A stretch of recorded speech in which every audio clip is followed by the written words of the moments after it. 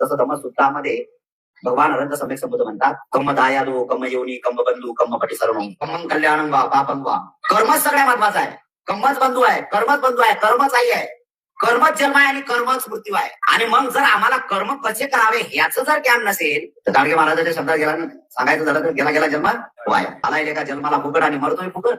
आणि मग काही लोकांना असं वाटतं की आपल्याला या धर्तीवर जन्माला आल्यानंतर आपल्याला फुकट मरायचं नाही, तर मग काही लोक भक्तिभावात रंगल्या जातात. अरे पण राजे हो, भक्तिभावात रंगल्या जाताय तुम्ही, भक्तिभाव चांगला आहे, त्याबद्दल काही प्रश्न नाही आहे, पण भक्तिभावात बेहोशी करू नका. सत्कर्म करायला शिकलं पाहिजे आणि सत्कर्मच हे माणसाला सद्गतीपर्यंत पोहोचवण्याचं काम केलं जाते किंवा सद्गतीपर्यंत पोहोचवण्याचं ते सत्कर्म आपल्याला नेऊन इथं पोहोचवते. भक्ती काहीच कामाची नाही. वारंवार ते सांगलंय, भक्तीनं मुक्ती मिळत नाही राजे हो. हा सगळा जो आटापिटा भक्तीचा करताय ना, याने मुक्ती मिळत नाही. इथं करावं लागतील कर्म, ज्याचे जसे कर्म, कारण कर्मावर डिपेंड आहे. तुम्ही जे जन्माला आलात ना, तुम्ही जन्माला आलात तर तुमच्या कर्मामुळे जन्माला आला, आणि तुम्ही मरणार आहात तर कर्मामुळेच मरणार आहात.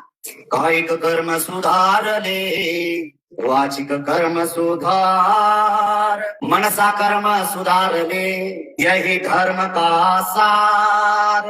धर्माचा सार काय? जे जे सुज्ञ लोक आहेत, जे जे लोक समजदार आहेत, त्या समजदार व्यक्तीने ही समजदारी राखली पाहिजे. ती समजदारी त्यांनी ओळखली पाहिजे की मला मुक्ती प्राप्त करायची असेल तर माझे शरीराचे कर्म मला तोडता आले पाहिजे, शरीराचे कर्म मला संपवता आले पाहिजे. शरीराचे कर्म मी हे करू नये. शरीराने 3 कर्म होतात.